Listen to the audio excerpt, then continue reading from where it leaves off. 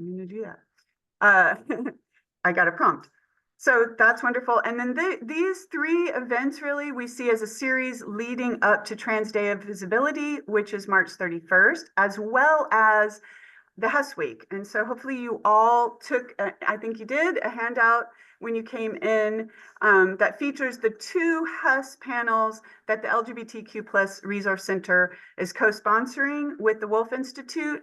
And one highlight, you want to make sure you attend the one on April 2nd because Chase Strangio is on that panel with Melissa Murray, who is the HUS scholar and known for many things, also a podcaster on Strict Scrutiny, and they will be talking about individual rights. So do come to that. It'll be super exciting. Okay, I think I announced everything. And I do also want to say, like, are there any people here that are candidates for graduation this spring? Okay, well, we hold something every year in the spring, Lavender Graduation. If you know anyone who might be interested in this very special way to celebrate our very brave LGBTQIA plus graduates, please come get this flyer, hand it to them. We have more than one, and they need to register by April 11th. Okay. So we're really honored to have Professor Red Washburn, PhD, who's a professor of English and Women's and Gender Studies at CUNY. And Red is Finishing Line published their poetry collection, Crestview Tree Woman, and also Birch Philosopher X.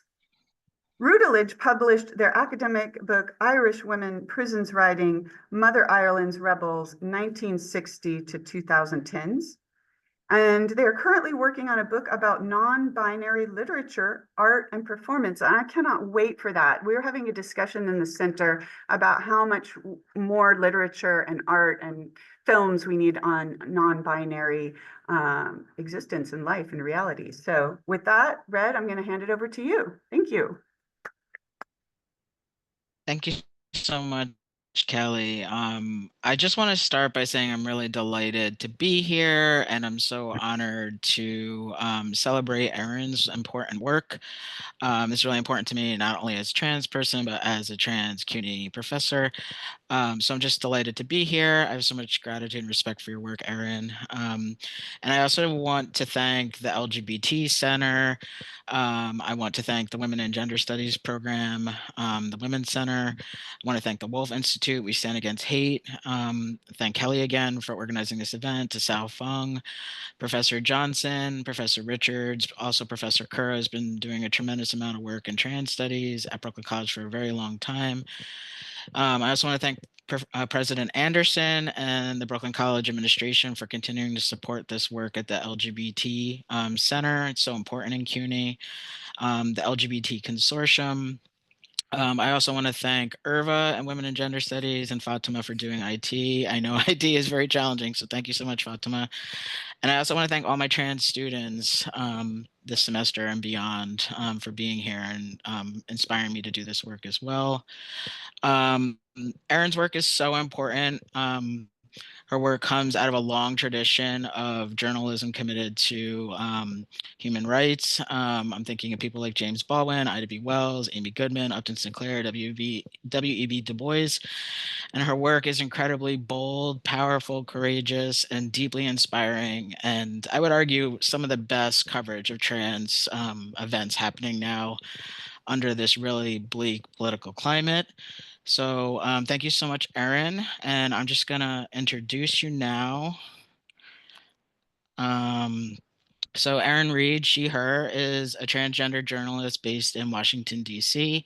She tracks LGBTQ plus legislation around the United States for her subscription newsletter, Erin in the Morning. I hope folks will check that out.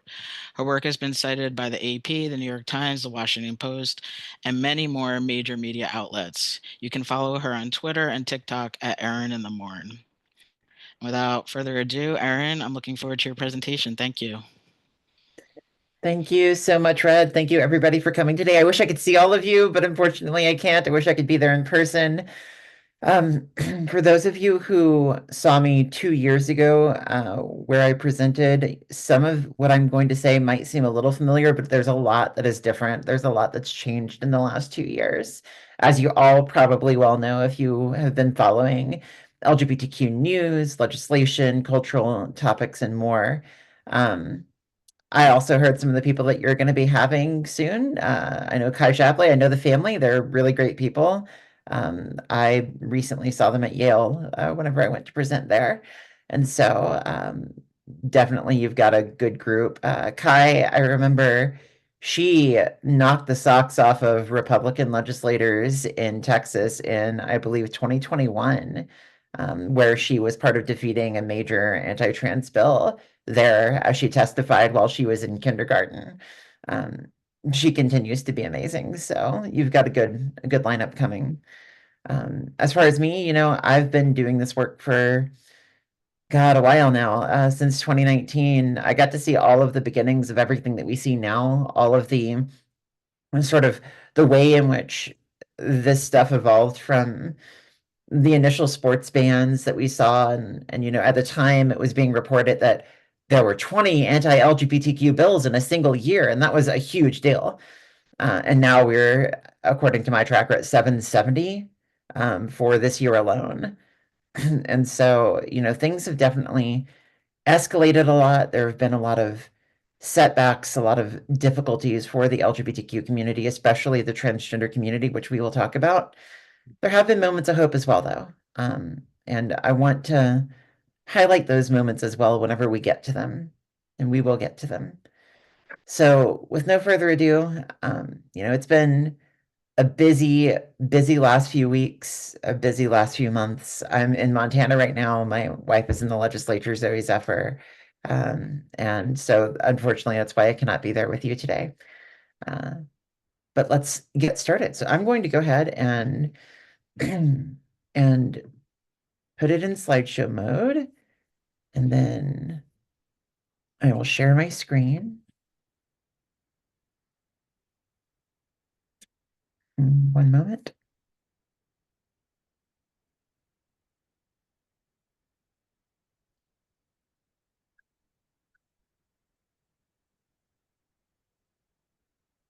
And share sound, because there will be sound later. And let's go. So I'm going to be talking to you about the history of LGBTQ people and trans people specifically, the headlines that I cover, and all of the news that we see today, and helping make sense out of that, because there's a lot of things that have happened, and there are a lot of questions that people tend to have. And we're going to talk about how we got from where we are and from that history to where we are today. And I always find it important to start with history because it's important to know that we have a history, that transgender people did not just arrive out of nowhere. We have always been here. I'm going to take you all back 4,500 years ago. There was an author by the name of Enheduanna, and she is widely known in history as being the first author of human beings, the first person who wrote a work of literature and signed her name at the end as being the person who wrote it. Prior to Enheduanna, there were other forms of writing, pictograms, and other writing that was never attributed to a single person. But Enheduanna wrote works. And so what's really important to recognize about Enheduanna is what she was writing about. The first works of human authorship in history were written about the priesthood of Inanna, which was a group of transgender, third gender, and gender nonconforming priests. And so we have always been here. We are as old as humanity itself. We are as old as writing itself. I'm going to take you now 2,600 years into the future, and yet we are still 2,000 years ago because of how vast these timescales are. And there was a transgender Roman empress. Her name was Elagabalus, and She used feminine terms to refer to herself. She called herself the Queen of Rome. She once told a lover, "Call me not a lord, for I am a lady." And she very famously offered vast sums of wealth to any physician in the Roman Empire who could give her gender-affirming care. And as a trans woman today, that is a mood. Like, that is still the case sometimes. We've always been here. In the 1300s, there was a Jewish poet named Kalonymus ben Kalonymus.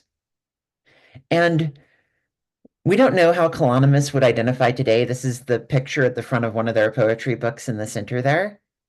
We don't know how they would identify today, but we do have them to thank for our very first description of gender dysphoria.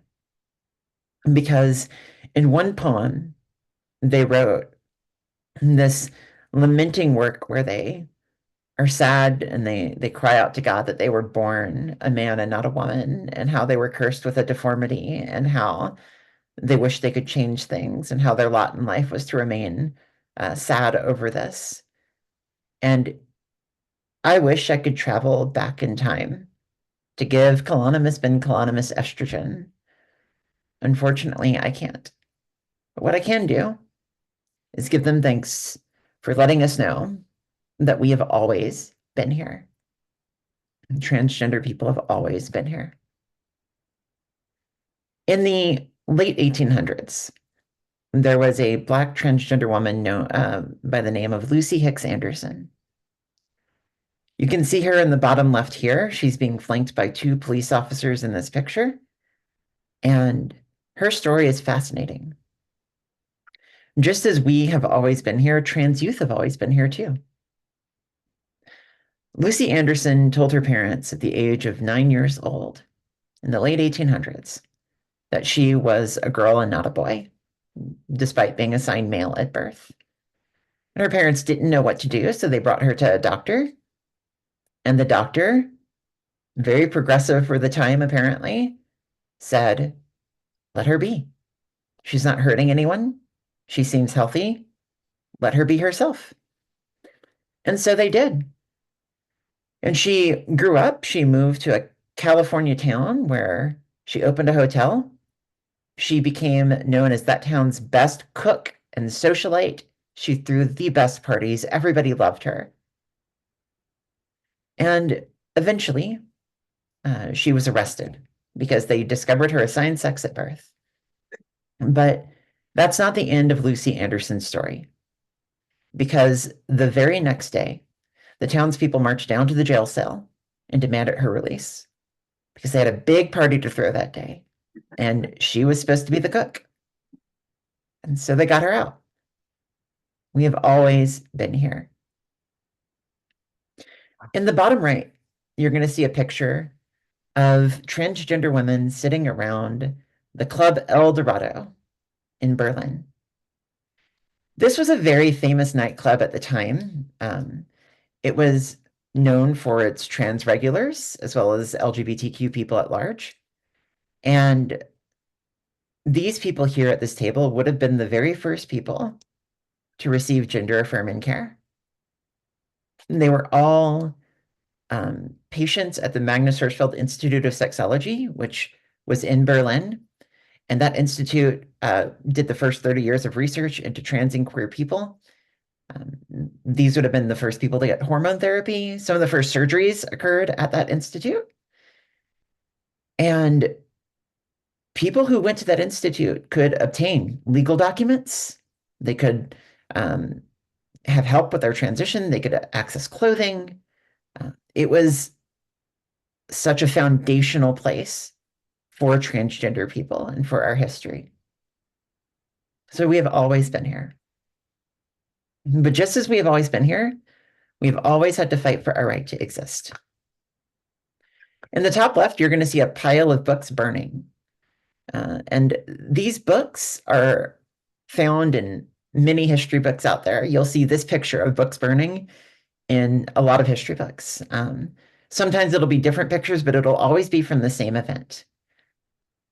And these pictures are often used to make very important points about free speech, literature, not banning books, and more. But what the history books never say is what books they are burning in this picture. Virtually all of the books in this picture from this event are 30,000 books taken from the Magnus Hirschfeld Institute of Sexology, the place where these people at the bottom right were getting their hormone therapy. Years before the gas chambers, years before the concentration camps in Germany, Magnus Hirschfeld was one of the first people that were targeted during the rise of fascism in Germany. He was known as by Hitler as Germany's most infamous Jew, is what Hitler said, the most dangerous Jew. And they specifically called him a groomer in one of the very early institutes of Der Stürmer, the Nazi publication at the time. And so we have always had to fight for our right to exist. In the top right, you'll see a picture of the Stonewall Inn. And while a lot of people know the general story about Stonewall, you know, they were raiding queer clubs, a lot of people don't know that the reason why they were raiding queer clubs is because they were looking for people that were not dressed as their assigned sex at birth. And these were called female impersonation laws, or 3 articles of clothing policies, where if you weren't wearing 3 articles of clothing that match your assigned sex at birth, you could be arrested and charged under those policies. And that's how we got these raids. That's why Stonewall was raided. That's why trans people were among the top people that were fighting back at Stonewall. The leaders of Stonewall were trans in many ways. And that's how we got Pride. And so we've always had to fight for our right to exist. And this would go out through history in the 1980s with the AIDS and HIV advocacy, in the 1990s with the ex-gay movement and conversion therapy, and in the early 2000s with fighting for the right to marry.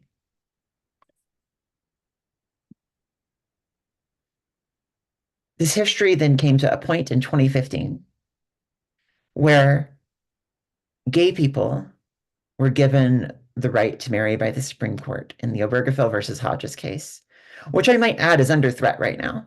And there are multiple states that are passing resolutions to overturn Obergefell versus Hodges. Even my own state here in Montana is currently hearing such a resolution, which we'll cover later. And while this was a major moment for LGBTQ history, it was also the beginning of the modern reactionary movement against LGBTQ people. Because the people that were on the other side of this case, the Heritage Foundation, the Alliance Defending Freedom, they didn't just take their losses and go home and sit around moping. They had a conference the very next year where they said, how are we going to get back? How are we going to roll back the rights of LGBTQ people? And they identified us, transgender people, as the way that they would do that. And they had a plan for exactly how it would be done. So the very next year, of course, they successfully got a bill passed. It was a transgender bathroom ban in the state of North Carolina in 2016. And, you know, for those of you who are younger and don't remember this, like all of the bathroom bans that you see today, they were unheard of in 2016. Whenever this bill passed in 2016, it was a scandal for the state of North Carolina. North Carolina lost $3.7 billion in revenue. The NBA All-Star Game pulled out. PayPal pulled out. Deutsche Bank pulled out. In 2017, whenever it was finally overturned, they were begging the court to find against them, to rule against the state, because they didn't want to enforce this law anymore. But this was the beginning of sort of the movement that happened exactly after the Obergefell versus Hodges decision. So before we talk about how we got from there to here, I want to talk about the cultural things that are at play right now. What the current state of the field is on transgender people. So the first thing to note is that LGBTQ identification is up across the board. Only 53% of Gen Z identifies as exclusively cisgender, heterosexual, only attracted to the opposite sex. This doesn't mean that 47% of Gen Z identifies as LGBTQ, but it does mean that there is an increased willingness to admit to non-heterosexual, non-cisgender identities. And 2% of Gen Z identifies as transgender. And so if you're going to go off into the world and you're not LGBTQ yourself, you're going to be working with LGBTQ people. They are going to be your friends, your colleagues, your peers. And so it requires learning. On the other side of this, there are more anti-trans and anti-LGBTQ bills proposed this year than any other year in history. And we are only 3 months in. And so we have two tension points that are sort of holding place right there. And as I said, LGBTQ people are up across the board. It's not just Gen Z, millennials see increase as well, to a lesser extent, Gen X and baby boomers.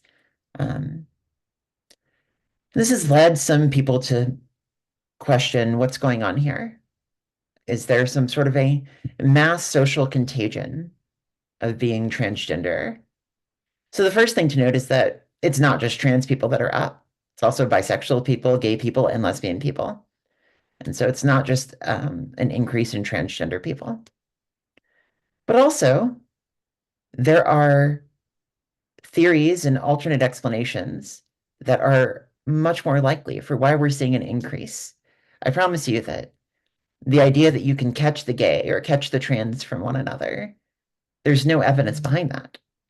There's no study that has ever shown that that is the case.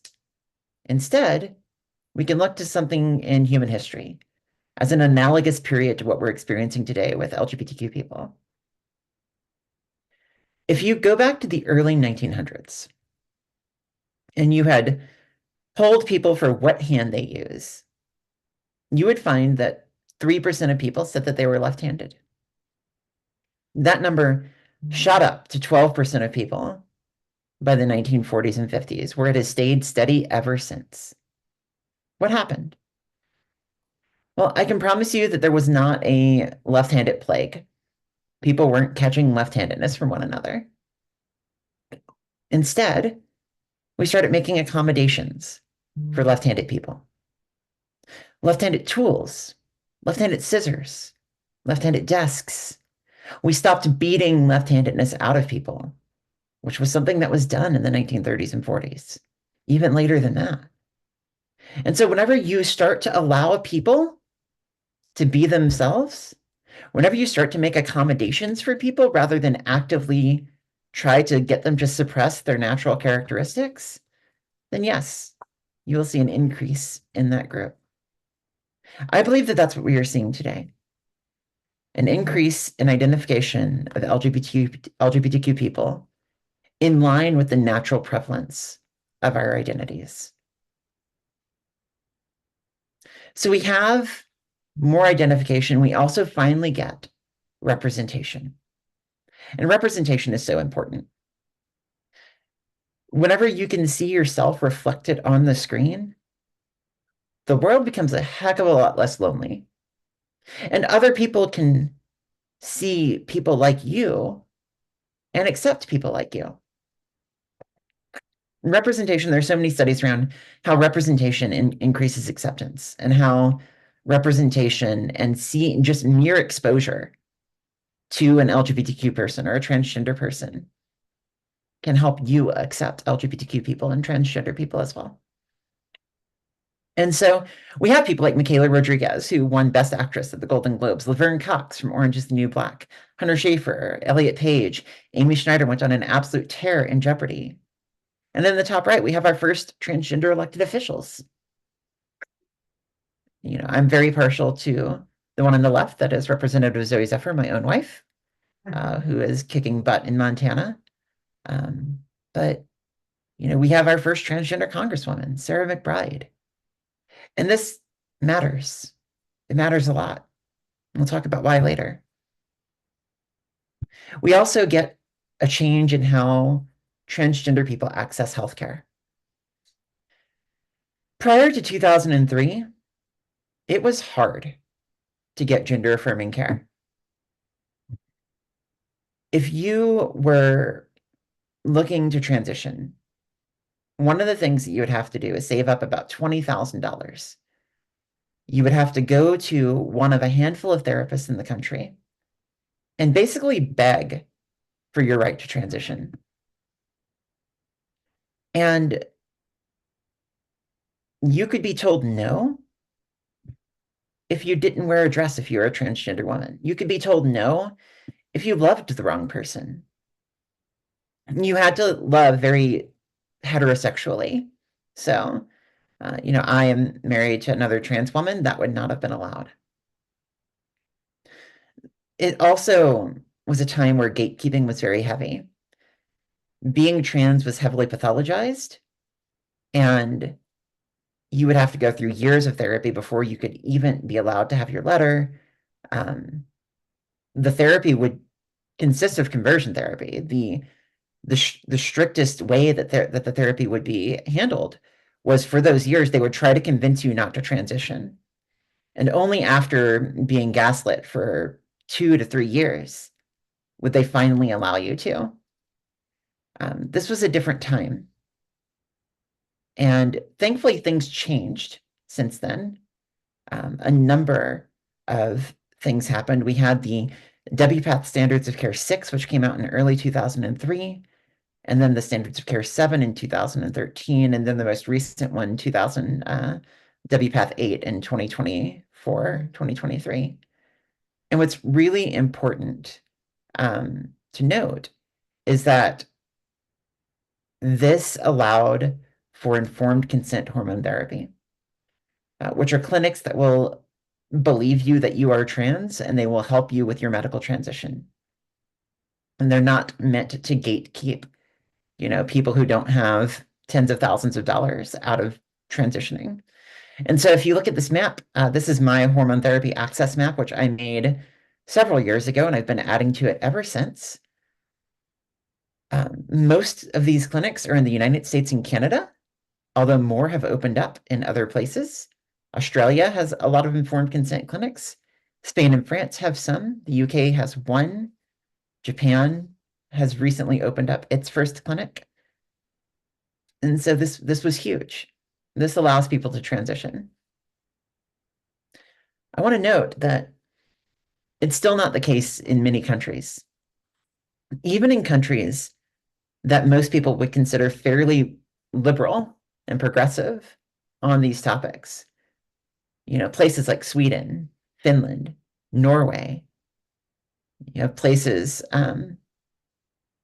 like these, it can take up to 10 years to get your letter.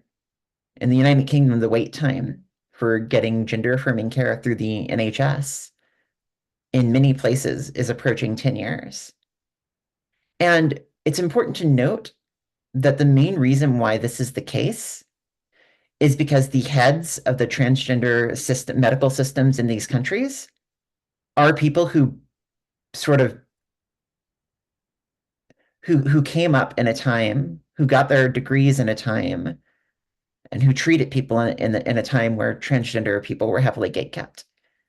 And they're sort of holding those positions of power. Thankfully, that's not the case here in the United States. So let's talk about the laws themselves. The headlines, the laws that I'm reporting on, and more. I mentioned that there are more anti-LGBTQ bills than any other time in history. We have had 1,600 in the last 4 years. And now we have federal policies, which we'll talk about in a little bit. These federal policies ban transgender people from being able to get their passport gender marker updated. We're seeing trans military members discharged.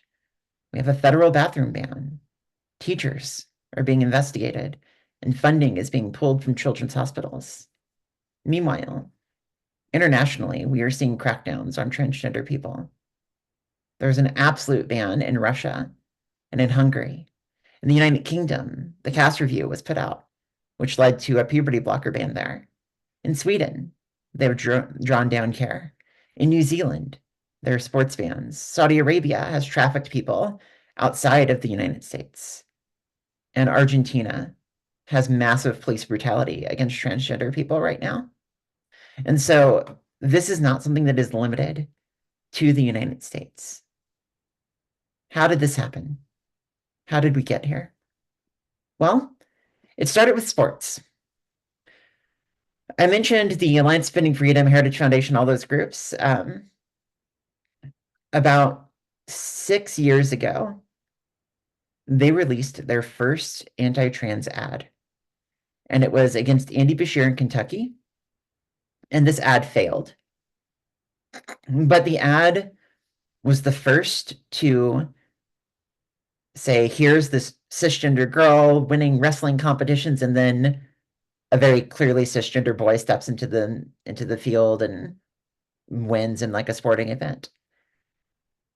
This ad was created by Terry Schilling, who belonged to the American Principles Project. And he is on the record as explaining why he made the ad and why he started with sports.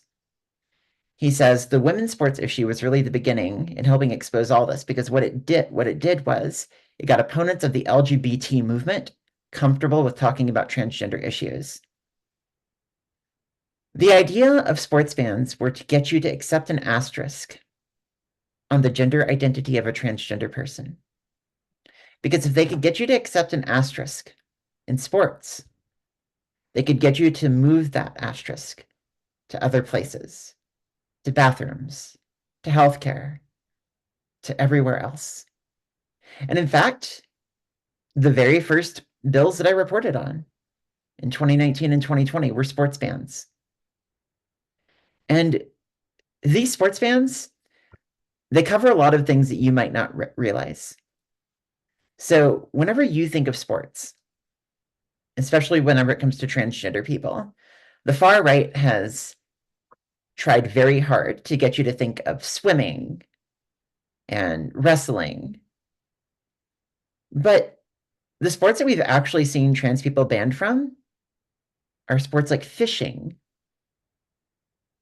darts, disc golf, dancing. I've seen bans in pool. I promise you that, like, if you take estrogen, you don't have like the little angle things that you get with the pool stick. It doesn't work that way. We even have seen bans in the incredibly athletic and gendered sport of chess. That's right, chess. FIDE, the International Chess Organization, argued that transgender women have no right to participate in women's chess and banned transgender women. I want to be clear that this isn't just transphobia, this is misogyny. The people who are in charge of the chess ban are not doing it because they think that transgender women have an advantage at chess. They're doing it because they believe that men are smarter, that men have an advantage at chess, because they don't view transgender women as women at all. And so the idea is that they think that women are just disadvantaged, that women are dumber, that women can't play chess at the same level as men. And it's not true. It's simply not true.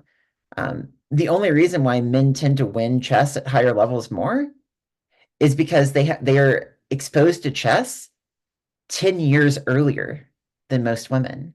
It's because they get much better training. Whenever women receive high amounts of training and learn from an early age, they are just as capable. And so you see these bans on transgender women in women's chess. And after sports, we see bans everywhere else. We see birth certificate bans. You see locker room bans. You see gender affirming care bans for transgender youth. Some people have argued that we should just give up on sports, because if we give up on sports, they're going to stop there. And y'all, having tracked this for 6 years, they're not going to stop there. They never do.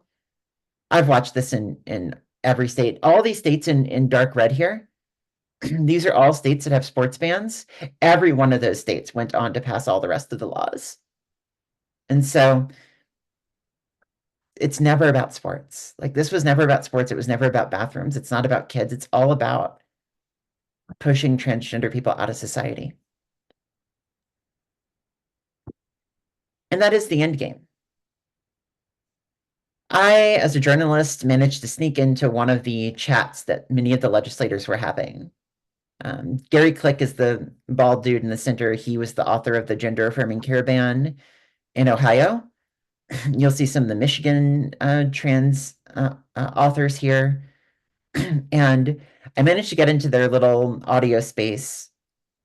And I listen to what they say whenever they think nobody's listening. And they specifically said, like, one of them said, so yeah, it's good that we got this law against transgender youth, but like the end game here is we have to end this for everyone, right? Like we have to end this completely for adults too. And Gary Click goes, yeah, that's true, but we got to do it piece by piece, bite by bite. We can't do it all at once. And so that's the idea. Is they start with sports, they go to bathrooms, they go to kids, they go to until they've completely made it to where you cannot be trans in society. And so now this is a map of all of the states where gender affirming care is banned for transgender youth. And many of these states also include gender affirming care bans for transgender adults as well. Florida, for instance, has a ban on 80% of trans adult care. Many of the states have bans on incarcerated adults getting gender affirming care. And in some places, transgender prisoners are having their heads shaved and their medication withdrawn. This map right here, if you are a regular follower of mine, you might recognize it. This is a map of all of the places, all of the states and the risk level of those states for the worst anti-trans laws. The states that are in dark red or black stripes are the ones where it is the most dangerous for transgender adults right now. The states that are in dark blue are the ones that have passed protective legislation for transgender people. And so this is how that works. Actually, good news, everybody. This is kind of cool. So because I'm a journalist, I get up-to-date news on transgender people. And we can now change Ohio to light green because just now a court just overturned the Ohio gender affirming care ban. So that's good. Literally just came across my trans feed that I have as all my journalists that help me with my work here. So that's good. Good news. Let's talk about what's going on right now. So there are lots of court fights going on right now, and there's a lot of federal stuff going on right now. There are travel restrictions for transgender people. People who are seeking to enter into the United States are experiencing difficulties entering the United States. If you are a transgender person who is trying to get a visa that matches your assigned sex at birth, or that matches your gender identity, if that visa does not match your assigned sex at birth, you could be barred from entry to the United States permanently. This just happened a week ago. I was the first to report on it. Meanwhile, if you are a trans person seeking to leave the country and you try to get your passport, many transgender people have had their passports held up in the processing process. They've had their passports returned with the wrong gender marker. Some people have had their documents confiscated. Some people have had their documents destroyed. And so if you are trying to get your passport right now as a trans person, I would recommend not doing it until a court case is complete on this topic. Meanwhile, we've got a trans military ban where the stated rationale for the military ban is that transgender people being trans conflicts with a soldier's commitment to an honorable, truthful, and disciplined lifestyle, even in one's personal life. A man's assertion that he is a woman and his requirement that others honor this falsehood is not consistent with the humility and selflessness required of a service member. The first transgender military ban said that trans people should be banned because of our healthcare, because it's too costly to provide healthcare for us. Never mind that it costs the military more money to pay for erectile dysfunction drugs than it does to pay for gender affirming care. We've gone so far past that now. Now, explicitly, in US legal rationale, the reason why trans people are banned is because we are dishonorable, is because we are untruthful, inherently undisciplined. That is what Trump is saying here. That is what the executive order says here. We have one executive order that bans gender affirming care up to the age of 19. Why 19, not 18? Who knows? They're just adding years now. I do think that the reason behind this is because they are trying to expand to adults more and more.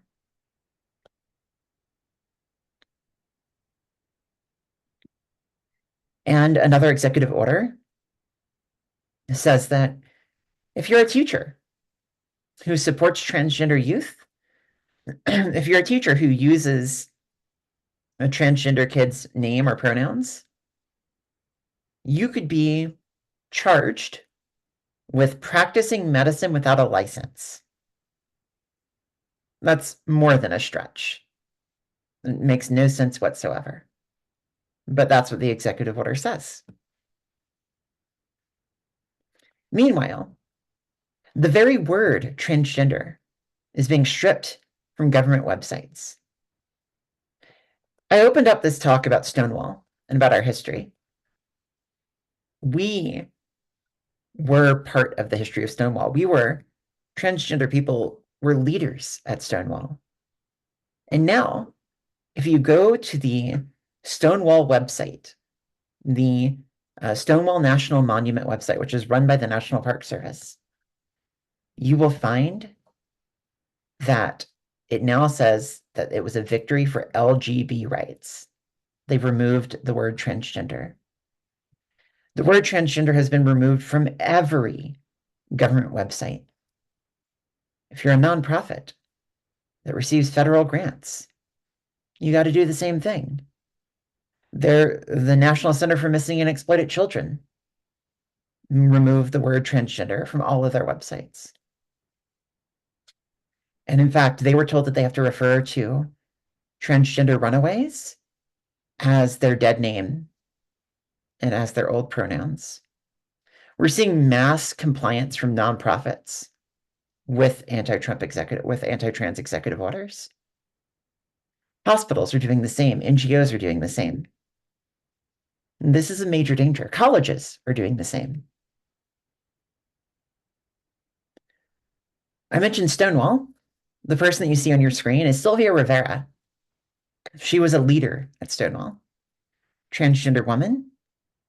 And just to show how poorly they are doing the erasure of transgender people, if you go to her page at the National Park Service website, it now says that at a young age, Sylvia began fighting for gay and rights. It used to say gay and transgender rights. Now, it's just gay and rights. What kind of rights? Who knows? Who knows what kind of rights she was fighting for? This was lazy. They just went through and Control F replaced all the word transgender with nothing. It's wild. We have seen responses to all of this. So transgender military members have come out and said that they have served honorably and that they just want to continue to serve. Attorneys general, like Letitia James, are telling hospitals not to comply with the executive orders and demanding that they reopen. School systems are saying that they will not comply with the executive orders. And in fact, The Montgomery County Public School System, which is the system that my own son goes to, has said that they will not comply with any anti-trans EO, and they're going to go to court if they need to. And some of the largest hospitals, like in Michigan, have restarted their care, basically daring the federal government to come down on them. This is what we need. We need non-compliance with illegal executive orders.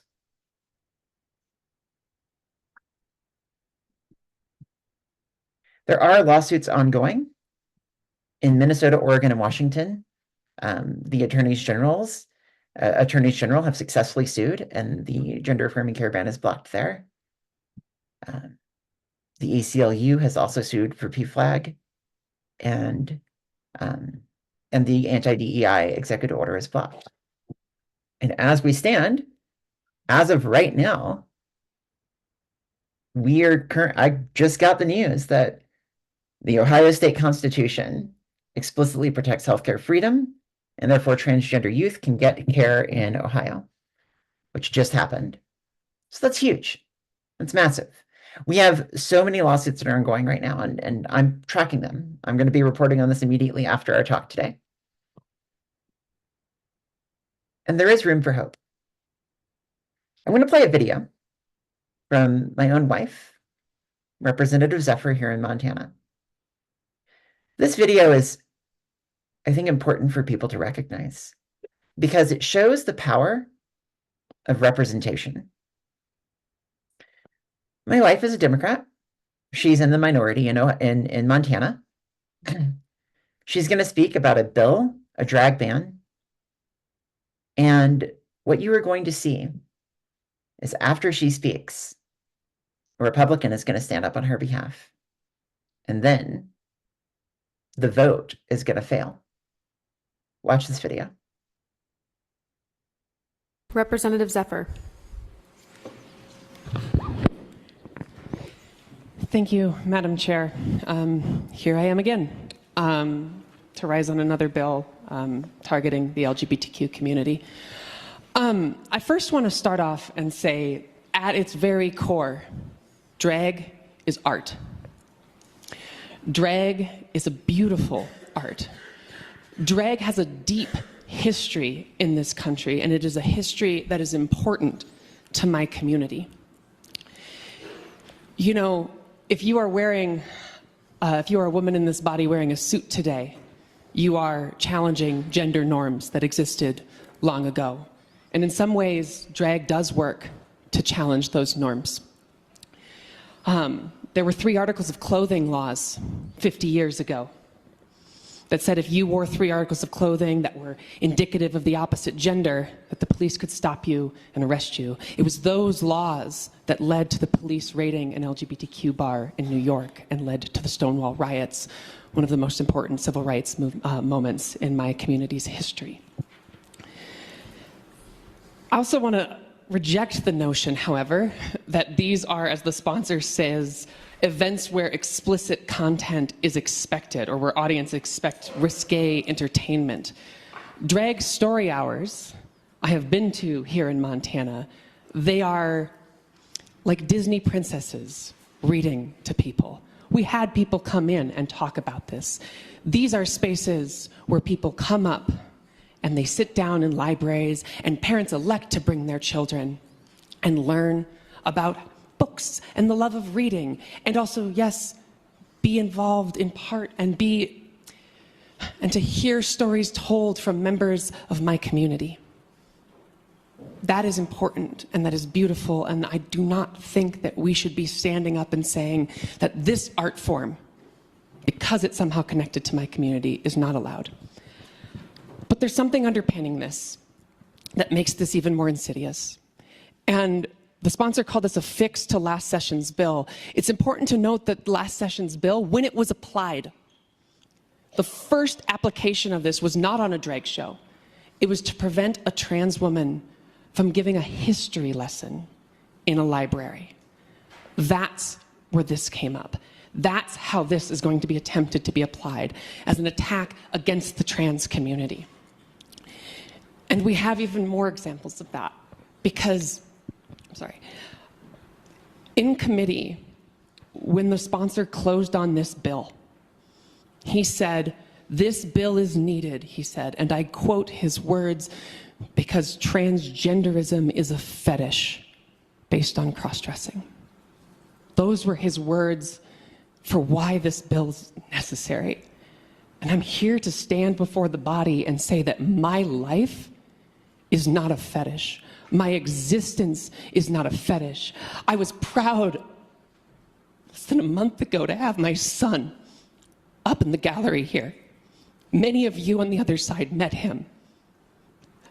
When I go to walk him to school, that is not a lascivious display. That is not a fetish. That is my family. This is what these bills are trying to come after. Not obscene shows somehow getting in front of children. We have the Miller test for that. We have laws for that. This is a way to target the trans community, and that is my opinion and in the speaker's own words. Please vote no. Further discussion, Representative Essman. Thank you, Madam Chair, to speak to the bill. Representative. I'm speaking as a parent and a grandmother, and I'm very emotional because I know the representative in C20 is also a parent. No matter what you think of that, she is doing her best to raise a child. I did my best to raise my children as I saw fit, and I'm taking it for granted that my children are going to raise my grandchildren as they see fit. Everybody in here talks about how important parental rights are. I want to tell you, in addition to parental rights, parental responsibility is also important. And if you can't trust a decent parent to decide where and when their kids should see what, then we have a bigger problem. So I advise you all to vote about parental rights, parental responsibility. And remember, we already have indecency laws in this state. We voted on one, I don't know, earlier this week, last week, sometime during the session. We all wanted to make sure we knew what indecent was, and now we know. Trust the parents to do what's right and stop these crazy bills. They're a waste of time. They're a waste of energy. We should be working on property tax relief and not doing this sort of business on the floor of this House and having to even talk about this. Please vote no. Question now arises on the motion of Representative C. Hinkle that when this committee does rise and report after having had under consideration House Bill 675, it recommend the same to pass. Those in favor of the motion vote aye. Those opposed vote no. Are there absentee votes? None, Madam Chair. Has every member voted? Does any member wish to change their vote? If not, the clerk will record the vote. Madam Chair, 44 representatives have voted aye, 55 have voted no. House Bill 675 has failed to pass second reading.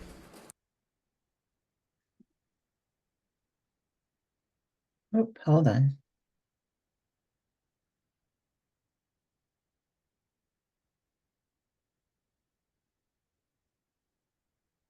So that was what is so important about representation. Whenever you see somebody stand up like Zoe and flip 13 votes, you know, they had a bill that got heard immediately after that. And that bill was going to remove trans kids from their parents. And that bill, 29 votes flipped. I have been tracking anti-LGBTQ legislation for years now. And I can tell you that the amount of times Republicans actually flip on these votes whenever they reach the House floor, if the bill reaches the floor, it's usually going to pass whenever it comes to this topic. It's rare to see 3 or 4 flip. And to see 13 and then 29 actually immediately after flip, that's the power of representation. That's the power of speaking. That's hope. What that says is that it is possible to have your mind changed. You know, I have another video, and I didn't prepare to play this video, but I would like to play it. I hope that I can. I'm going to pull this video up because this just happened very, very recently. This happened a couple days ago. And we'll see if this lets me share this. Let's see, share QuickTime Player. It looks like it will. Wonderful. So, in Wisconsin, there was a hearing on a gender-affirming caravan. And this is actually a story that I might be reporting on today, although the Ohio story is probably an even bigger one, so it's going to be a busy news day for me. But in Wisconsin, they had a gender-affirming caravan. And this man, elderly gentleman, sat to speak in favor of the ban, in favor of banning gender-affirming care for transgender youth. Whenever it came time to speak, well, this is how it went. So, all right, Larry, the floor is yours. You got 2 minutes. First of all, I'd like to apologize to you people. I was invited here to give my support for Bill 401. I have very little knowledge of gay people and things like that there. So when I came here, my eyes were open. I was one of the critics that sat on the side and made the decisions there was only 2 genders. So I got an education that was unbelievable. And I don't know just exactly how to say this, but my perspective for people have changed. So I don't take up no more of your time. I'd like to apologize for being here, and I learned a very lot about this group of people. All right. And I had to show that one. It's powerful. This is the power of representation. This is the power of people coming out. That man, he easily could have been like the many other people that have spoken against transgender people. He could have stayed with his views and hated trans people until the day he died. But he didn't. I think that there is room for hope. There's room for work to be done. What does that look like for you? It might mean running for office one day. I highly recommend it to those of you who are civically minded. As somebody who is married to somebody who has run for office and who is helping people make that decision, get involved politically. Go to these hearings. Go and speak. Be involved in your local politics. It can be really important. Maybe it doesn't look like that, though. Maybe what it looks like is having a conversation with somebody who maybe doesn't understand you or your friends or trans people or queer people if you are not trans or queer yourself. But having those conversations and helping them get to know who you are, or get to know who your friends are, or get to know who your kids are. Maybe it looks like doing something that shows that you are a whole and fully formed person. It might be making art, making video games, making music. The more people get to know who we are, the more that arc of history bends towards justice, and I truly believe that. So anyway, as far as next steps for all of you, I do highly recommend that if you want to continue to stay informed on this topic, you can always read my newsletter at erininthemorning.com. I also report on TikTok and Twitter and Instagram and all of the places at Erin in the Morning or Erin in the Morn, depending on the platform. I highly recommend if you have Netflix that you watch Disclosure. It's a documentary on Netflix called Disclosure. It's a really good one. It will go over how our media environment around transgender people has been shaped, and how representation was once very poor for us, and how that's changing. On books, I recommend Whipping Girl by Julia Serrano to explain sort of a lot of the more advanced concepts of being trans, and there's a lot of good stuff about like trans femininity in there. I will also recommend for non-trans related books, but still very important to know books right now. I would recommend on Tyranny by Timothy Schneider and The Origins of Totalitarianism by Hannah Arendt. I think that both of those books have a lot of wisdom for the demonization of persecuted minorities and how that plays into power politics. Lastly, get involved. Find the room that you can do the most good in. One day you will be asked to do good or bad towards transgender people. And whenever you are in that moment, I hope that you make the right choice. Until then, I'm here. I will continue to report on all of the things that matter to us. And I will open the floor now for any questions, any discussion. I know that there's going to be a Q&A, I believe, after my speech here. And so that's what I've got for you. Thank you, everybody, for listening in. And thank you for giving me the time of your day.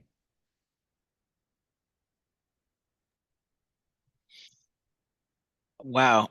Thank you so much, Erin. That was such an enlightening, thought-provoking, and deeply inspiring and brilliant presentation. There's so much to think about.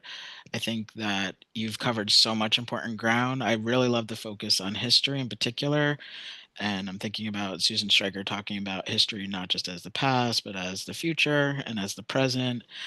Um, I think you gave a lot of really good information about our history of struggle, the current moment, current events, legislation, resistance. And I really love that you included some resources for students and some ways to get involved. So thank you so much. I had a question to start, but I hope that folks will, I'd encourage folks to ask Erin questions. I know you've been doing really wonderful reporting on some of the executive orders, for which I'm super grateful. But I am at a point in my life where I'm trying to focus on the good things, the positive things, and I love the attention that you had on hope.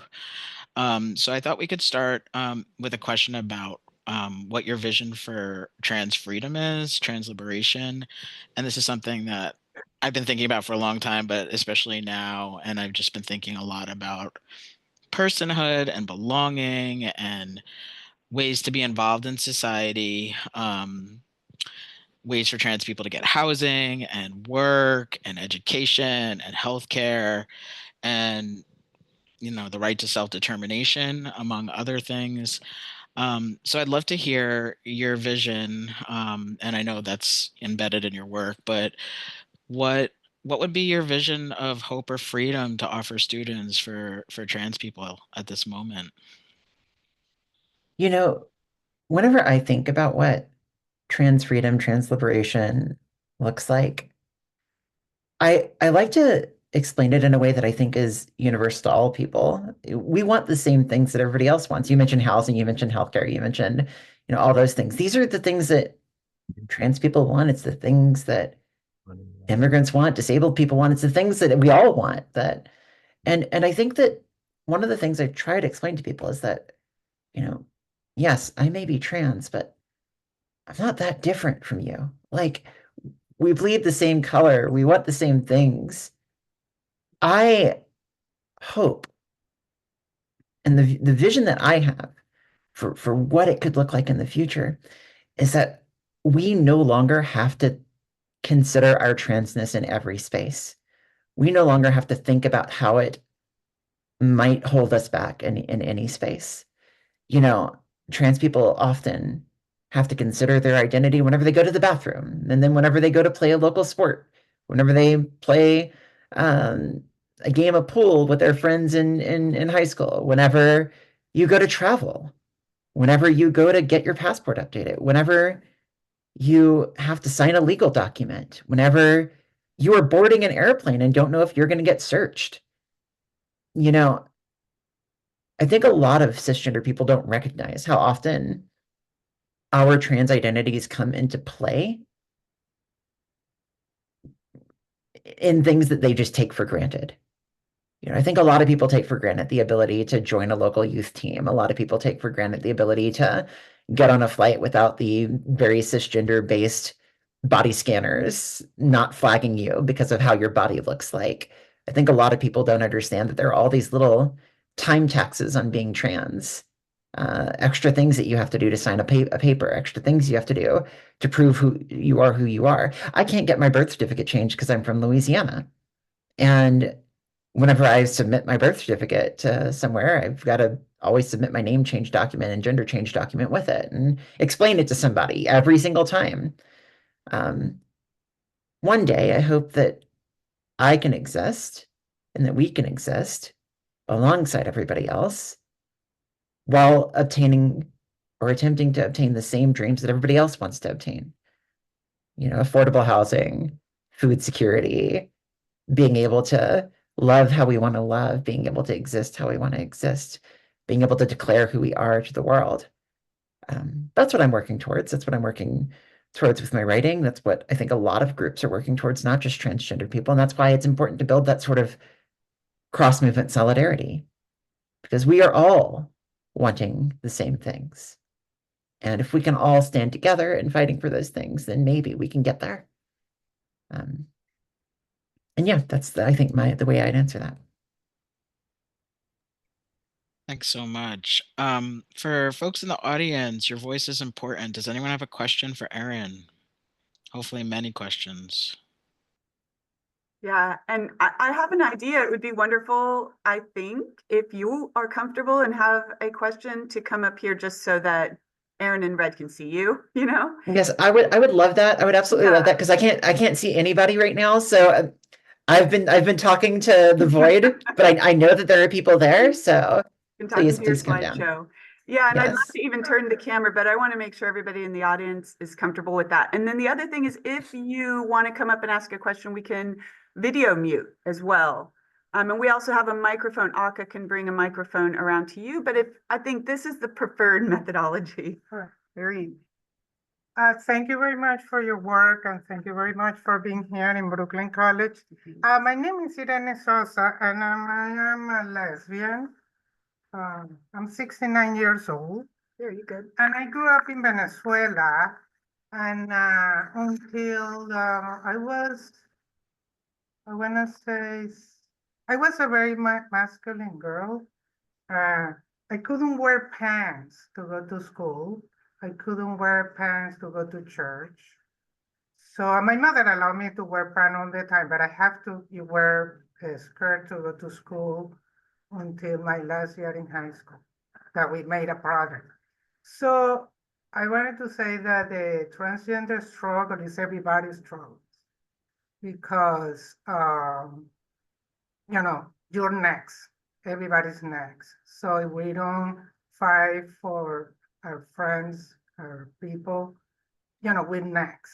Everybody's next, but maybe white privileged men, like the framers say, we go back to the citizenship of the early days of the Constitution.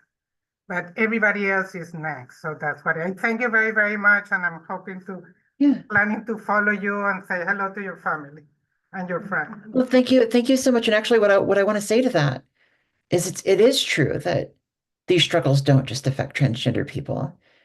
The bills that target transgender people most commonly affect cisgender, gender nonconforming people, like cisgender butch lesbians, for instance, or cisgender women with short hair. The most common person challenged in a bathroom right now is not a trans woman. It's a cisgender lesbian with short hair. We just got in Phoenix, Arizona, there was a viral TikTok that just happened about a week ago where a cisgender Black woman who has short hair had male police officers walk into the restroom and try to kick her out. And she's a cisgender woman just in there, like they're doing the things that they are afraid of. They're the ones that are sending cisgender people into bathrooms trying to sneak a peek at, a cisgender woman's genitals. Like that's what was going on. And we see this in sports all the time. Look at the boxer Amani Khalif, who was assigned female at birth, was cisgender, was never transitioned in her life. And she's got the president of the United States calling her a trans woman. She's got the president of the United States calling her a man is what he's actually doing. It's all about policing bodies.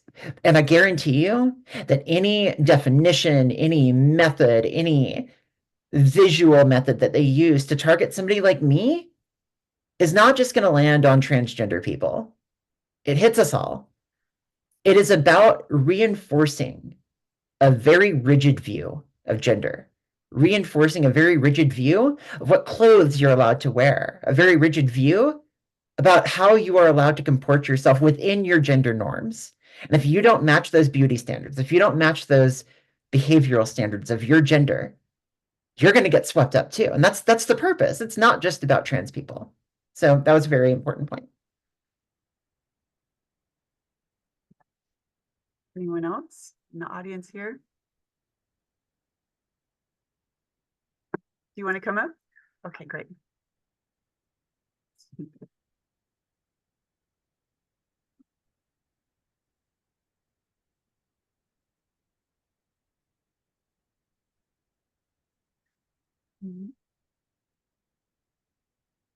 Okey-dokey.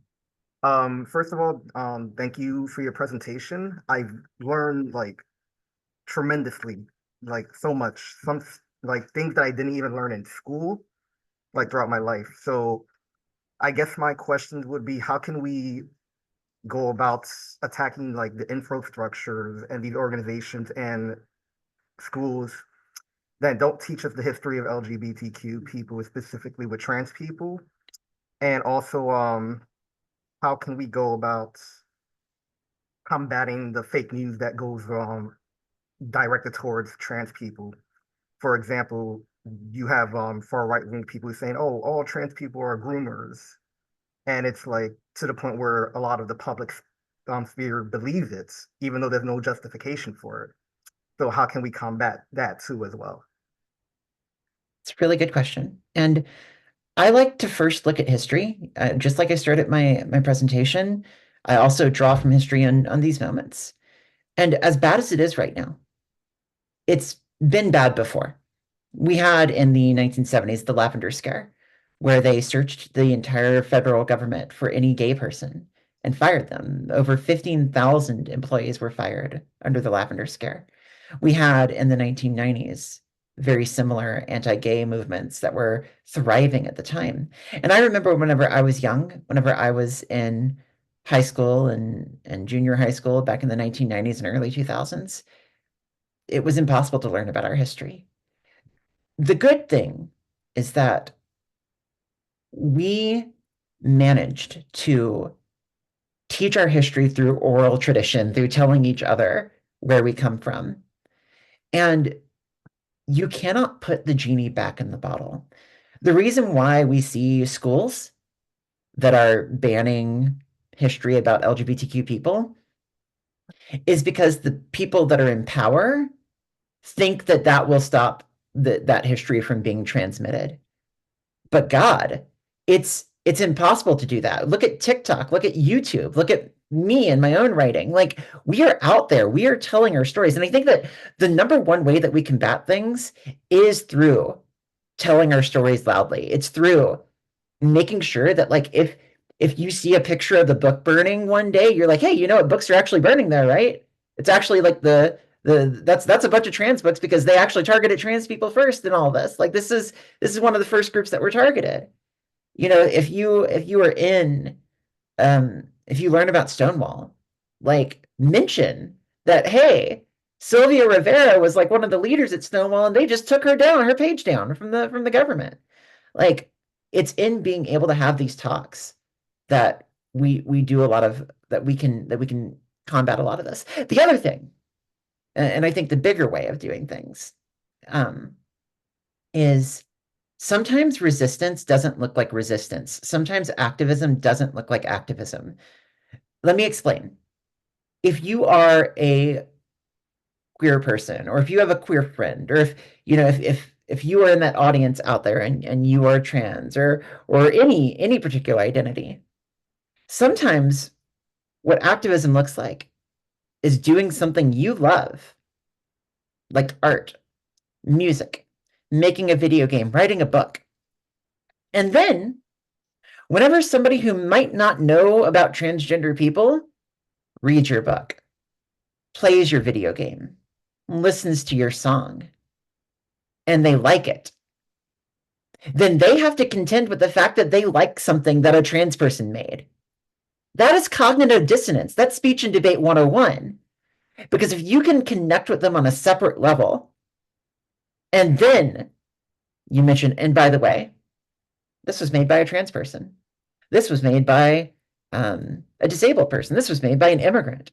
Like, you have done something. You have connected with them on a human level that is beyond just getting in their face and saying, you know, respect trans people. Like, it's in my opinion, the best activism is thriving at what you love to do. Don't feel like you always have to go into a courtroom, into a meeting room, into a hearing room. For those of you who are out there that are good at that, do it. Like, it's important too. Like, activism is in and of itself good.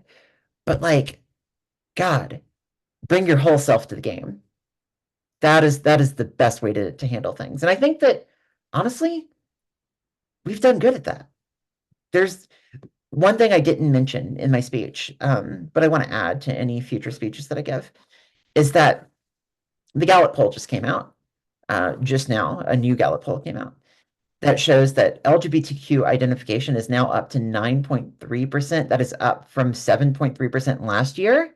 That is a 2%. That's a massive jump in just a year during one of the hardest years in history for us. And in the last 5 years, it's doubled. And so, like, people are coming out more now than ever before, even in the face of all this other stuff, which shows that they're losing. Because the end goal is to make us go in the closet. The end goal is to make us go away, but we're not. And I think that the more people come out, the more people just are allowed to be themselves in public, the better things we'll get. So anyway, thank you for your question. I appreciate it. Thank you.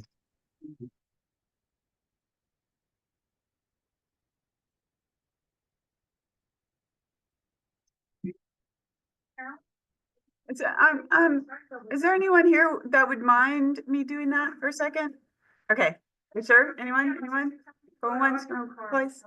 Oh, yeah. All right. We have our little webcam. Oh, what just happened? Your webcam turned off right as you were turning it. You just have to keep wiggling it. It comes back. Wiggle, wiggle. Yay! Hi, everyone. Yay! Good to see you all. Awesome. Thank you so much for coming. What? Are you gonna post it? No, I think just a quick glance, right? Yeah, that's fine. Just quick glance is fine. Thank you. My arm might get tired. You're fine. I just wanted to see everyone. It's good to see everyone. Yeah, I used to be in film. Okay. Oh. All right, yeah, I know. Why Aka? The Aka, I guess you have to ask a question now. Actually, can you hear me, Erin? Yes, I can hear you. So try this microphone. It might work too. I forgot. Can you hear me? Yes, I can hear you. Okay. To add to what you said about the acts of, how we can resist without even, doing anything big. I think there's something I also learned from Kelly, the director. It's like, just square joy. I think our going about our business, putting it out there, it's a brave thing to announce to the world I'm trans. It's a brave thing to announce to the world I'm queer or gay or whatever. But I think just by doing that, that's an act of activism. Like, that's an act of defiance, rather. It's like, by putting it out there, we're not going to hide in this terrible time. We're going to be up in everyone's faces right now. And for me, that's just my little act of defiance. You know what I mean? So. There is a transgender woman who works at comms at the ACLU, but she's also just brilliant whenever it comes to like philosophy and stuff. Her name is Jillian Brandstetter, and she wrote in one of her recent pieces that every out queer person is a policy failure for the people who oppose us. It is it is a policy failure for them. And we are coming out more than ever before. And so whenever we get down to brass tacks, like, we're here. I'm not going anywhere. You're not going anywhere. Nobody's going anywhere. We are here. And I think that over time, that matters. That is activism, because other people will get to know you and you might change their life for others. My mom passed away last year, and it was a really, sad time for me. But about a month before she passed, she used my name for the first time. And she said Erin, and like was very accepting. And she explained to me that that her work hired a trans person, and that she had been sharing an office with a trans person, and that this trans person knew who I was and was like referring to me by my name and referring to me by my pronouns. And for some reason, this other trans person who I never knew was able to connect with my mom in a way that I couldn't. And it got her to use my name. And that goes to show exactly what you were just saying. Sometimes activism is literally just coming out, because you never know the impact that you have on the people around you, and you never know how that impact touches others. Somebody came out, somebody was public to my mom, and it changed my life, and it gave me acceptance from my mom before she passed away. And I will always be eternally, I couldn't put into words how thankful I am for that person being who they were. You change the world in ways that you don't even know. You change the world in ways that you'll never know. And that is one of the things that does it. So thank you.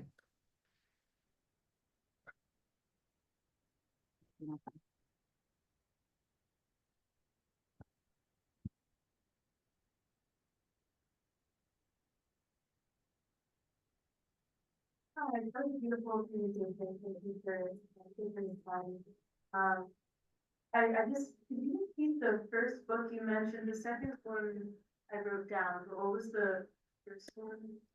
Whipping Girl by Julia Serrano. I actually recommend anything by Julia Serrano. She is absolutely brilliant, feminist philosopher, trans woman herself.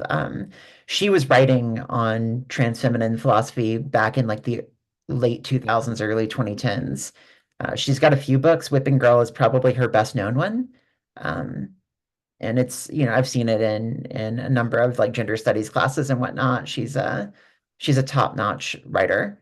Very easy to understand too. It's not like super high-minded stuff. It's like very down to earth stuff that she writes about, but it also will make you think. It'll make you think in a lot of really good ways.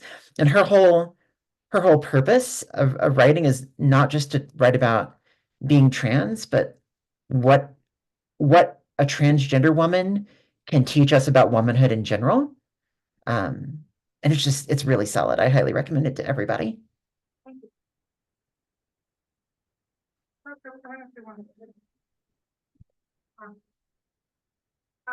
of the things that I do in my, I'm a professor here, is that in my normal speech of things, it's always you like your boyfriend, you like your girlfriend, or, like normal, your friends. Like somehow part of the language is mentioned the diversity of humanity that we are. So that's another thing that I kind of try to contribute, is that, and I think Brooklyn College here we're getting, under the leadership of this group of people in the center, that we make inclusion as part of a normal speech when we're talking in faculty council and stuff like that, to mention all the range of people identities. And I think that also getting to the younger people, that we are diverse and Can you hold on that? There's one that's and I think. Hi, thanks for being here. This one, maybe a bit of a bummer, but I'm interested in your thoughts on the perspective that I have around like all of the laws around gender-affirming care and drag laws and that kind of thing kind of coincides with all of the abortion laws that are being passed. And a pattern that I see is that these are really attacks on the means to an end to attack the 14th Amendment.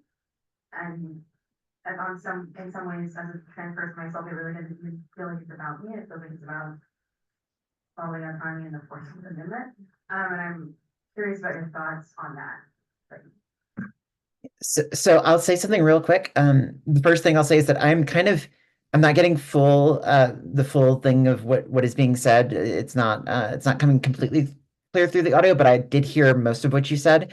And so I'll mention a couple things. The first thing that I'll say is to the person who was right before you, whenever it comes to inclusive language, I think that inclusive language is important. And, I try to use it myself in my day-to-day environment. I also think that, inclusive language ends up taking up, for whatever reason, it ends up taking up a higher amount of bandwidth in like the political conversations, like whenever we talk about some of the bills that are targeting trans people, and you see like the far right will like jump on chest feeders or something like that, and it becomes like this big thing. And I think that a lot of trans people, while we want the inclusive language and while it's really important, I think a lot of trans people are also at the point where it's like we also need like physical, we have very real needs right now. We need our hormone therapy. We need our ability to go to the bathroom in peace. We need our material realities to be affected. And I will tell you that, as I care so much about ensuring that we are both inclusive and that we are taking care of people like with material needs.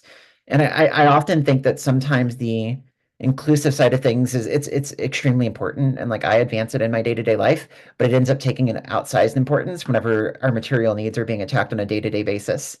That said, it's definitely something to point out, and like whenever we can use that language, it's important. The other thing that I'll say is that on the second question, the abortion question, it's something that I regularly cover. The fact that attacks on transgender people are often also used in attacks on abortion, and that these two things, they merge and they coalesce and they come together.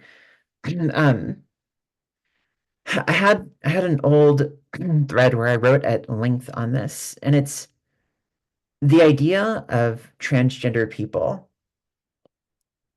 flies in the face of what has become a far-right cult of reproduction. They view transgender people as people who will not reproduce and therefore as dangerous to their ideology. Let me also connect this to another topic, to not just reproduction, but white people's reproduction. This goes into great replacement theory. If you ever read Elon Musk's posts, especially his older posts on transgender people, his biggest fear is that we are going to reduce white birth rates, and that by transitioning, we are harming Western civilization because we're not having a bajillion kids. And whenever you think about it that way, a lot of the things that they do make sense. A lot of the arguments that they use against transgender people, a lot of the ways that they also match arguments used against abortion, that also match their arguments against birth control. Musk tweeted about a year ago that birth control was untested in youth under the age of 18 and should be withheld and banned for those under the age of 18. We see the same arguments. The ink was not even dry on the Dobbs decision, which overturned Roe v. Wade, before the very next day, the Alabama Attorney General said that gender-affirming care is not something that has a long history and tradition in the United States and therefore should be banned. And so they used the exact same language as they did in Roe v. Wade to try to justify it. And even on the enforcement efforts, within a week of one another in Missouri, they tried to pass a bill that made it against the law to travel across state lines to get an abortion. And then In Idaho, they passed a bill that made it against state law to travel across state lines to get gender affirming care for trans people, for trans youth. Like, they're using the exact same tools. They are using the exact same threats. They're citing the exact same laws. Yes, they are absolutely connected to one another. And I think that some of the best pushback that I've seen on trans bans have come from people that are strong in the repro community. So, women's rights organizations in the state of New York passed, an abortion protection bill that also had protections for transgender youth as well. We saw this in a number of states that had safe state bills. There were a few states where the repro orgs rejected working with the transgender community, and it harmed both bills. I think that it's important to keep solidarity with one another, because this is something that affects everybody. It affects, and they're using it in very similar ways. I'll also add that the next target is antidepressants, by the way. We already see it with RFK Jr., but they're using the same arguments against antidepressant use as well. So anyway, yeah, that's what I would have to say about all of that. If there are other questions or comments or follow-up questions, maybe come up to the podium so we can be sure Erin can hear clearly. Anyone else? We're almost towards the end. We have 4 minutes though, so maybe I'll take this opportunity. If anybody else has a question? First of all, this has just been totally amazing. Both you and Red, thank you so much for doing the work of introducing and moderating, trying to make this stay. Okay. So you mentioned towards the end of your presentation that we will all be called to do something, whether positive or negative. We will, in our upcoming near future and even right now, be called to act. And we talked a little bit about coming out and the importance of that and being visible and being a representative, but it made me curious, what do you envision? What are some examples so students can be ready, I can be ready, and then maybe, what to look out for and how to act in those moments? Absolutely. I've said this for a long time. It is now happening for a lot of people. And, I've been warning people that, like, you're gonna make a hard decision one day. You're gonna have to make a hard decision one day. You're gonna have to make a hard decision one day. And I hope that the people that I've told that to are remembering what I've said, because I've said this in every speech for the last 3 years. Let me give you some very real world examples right now. I'll actually go back a little bit in time to explain one of them. In 2022, Governor Greg Abbott in Texas sent all of the child protective services agents throughout the state to try to round up all the trans kids and question them and charge their parents with child abuse. There were 3 child protective services agents, including one transgender man, who, at great risk to themselves, went to each one of these kids and closed out the case. Just closed it out. Closed it out, closed it out, closed it out. He lost his job. He made a hard decision. He was in the room where he could have complied, or he could have done something that maybe was against the rules, but that saved people. And he made that hard choice. He did that. Now, looking at today, there are a lot of people that are in nonprofits. There are a lot of people that are in colleges. A lot of people in medical schools, a lot of people in hospitals who are super big allies, who are, when faced with a threat from an executive order that is not law, by the way, executive orders are not law, rather than fight on behalf of their transgender clients or transgender students or transgender peers or transgender coworkers, are saying, well, maybe we should take the word transgender from all of our website because we don't want to threaten all the good work that we're doing here. And so they're removing the word transgender from all their website. Or maybe they say, yeah, maybe we should out trans kids to their parents, because if not, like, this executive order is going to harm me. Or maybe maybe we should stop giving gender affirming care to transgender youth at our hospital because we're doing really good work in other places and like it'll come back around again one day. Like a lot of people are making these decisions, and even in nonprofits, like they're saying we don't want heat on us, so we're going to stop we're going to stop our binder distribution program. An LGBT organization that I won't name ended their binder distribution program for people under the age of 18, even though they're not even affected by the executive order. Like the executive order doesn't even touch them. A lot of people are in these rooms right now and they're not making the good decisions. There are people that are. There are people that are saying, no, I'm not stopping. Like I'm going to keep protecting my trans youth. I'm going to keep protecting my trans colleagues. I'm going to keep protecting my trans coworkers. You might find yourself in one of those positions one day. It might be, you're at a college. It might be your deans decide to remove their diversity statement, or your deans decide to hide all of their DEI programs, or, I don't know specifically what your particular You're good. circumstances. That's good. That's good to hear. Yeah. There are a lot that have been so far so good that then switched. So be careful. But that's the kind of thing that I'm talking about. And for a long time, being an ally was easy. There was no skin in the game for a lot of people. In the last 2 months, being an ally has gotten harder for some people. Maybe not for you, maybe not for the people that are in this room, but it has gotten harder for some people. And I hope that allyship is not hollow. I'll close by saying there's a lot of criticism of corporate pride because a lot of people said that allyship was hollow. And while there's arguments to be made for its importance in like normalizing trans people and normalizing queer people and LGBTQ people, a good half to 75% of all the corporations have now pulled down all of their diversity statements, have pulled out of Pride. They're no longer sponsoring Pride and stuff like that. Like the moment that they got a taste of what we have gotten for the last 5 years, they've just fled. They've gone away. That's not allyship. It never was. And so, yeah, you might find yourself in one of those rooms where you got to make a difference. And I hope that you remember me telling you that. Thank you.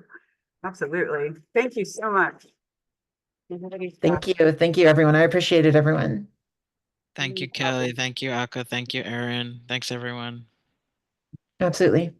And again, for those who may still be on the live stream, I know there was like an audio issue, a little bit of static, part of why I think we put on the closed captions, but we will fix that. We have a clean recording as well. So anyone who's there can come back to it hopefully very soon and get a clean version of this because we recorded the whole Zoom. All right, you guys, thank you so much. Thank you, Erin. Thank you, Red. And I'm going to say goodbye. Thank you. Bye. Thank you, everyone. Thanks, everyone. Bye.